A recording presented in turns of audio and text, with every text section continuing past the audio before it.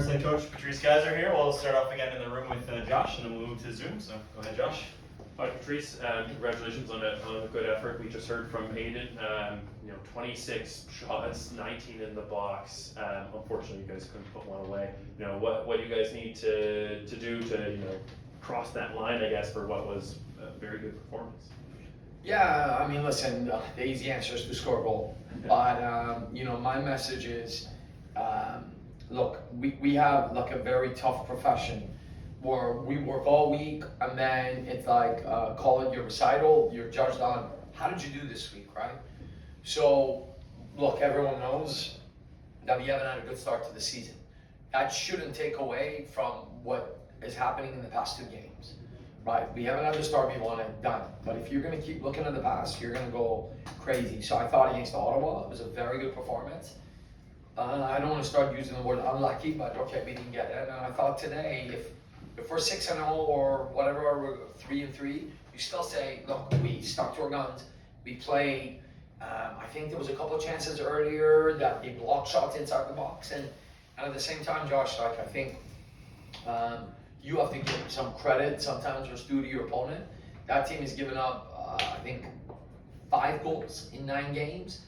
So they're really committed. And in my opinion, the turning point of the game was actually the red card.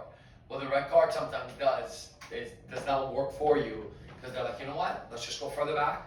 And now everybody works twice as hard, no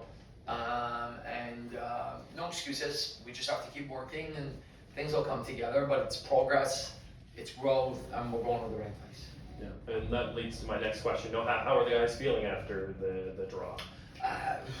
Again, everybody's different, right? And we spoke about, the 2 thoughts you have is, call it the dark and despair and the hope that exists. It's the one that you feed that's going to take over your mind, right?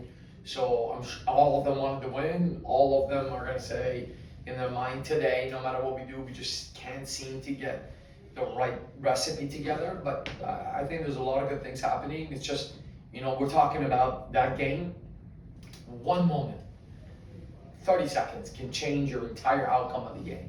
And sometimes that's unfair, so we just have to manage that. Just to speak specifically about a couple of players, you praised Clement Bahia yesterday in your pre-match conference. How did you think he performed today in his time on the pitch? I thought Clement was fantastic. That's 2 games in a row that he's brought energy in. We spoke about what things we wanted to target in regards to the growth of our team. One of them was a dynamic dribbler who could unlock games, and I thought he provided some really good things for us. So I was ecstatic, really happy, and with the way he's contributing, we're looking to see him grow within the team context. Second player I wanted to mention was Riley Ferrand. So this is the second match that he's actually started. Again, he looked pretty good out there. Yeah, lots of energy. He does a lot of good things. So we're also really happy with him as well. And last one, Christian Valesky, of course, hadn't even been in the squad the last 2 matches. Comes off the bench today and he puts one off the crossbar. Can you speak a little bit about, I guess, the path to get him from, he's not in the squad at all to he almost won the game too? Yeah, it's everybody's week to week, right? So I think he's progressed very nicely this week. That's why we gave him good minutes. I want to say he came in like the 62nd, 65th. Sure. So you're talking about 35 minutes of key. And I think for our confidence, that crossbar would have been a beautiful moment.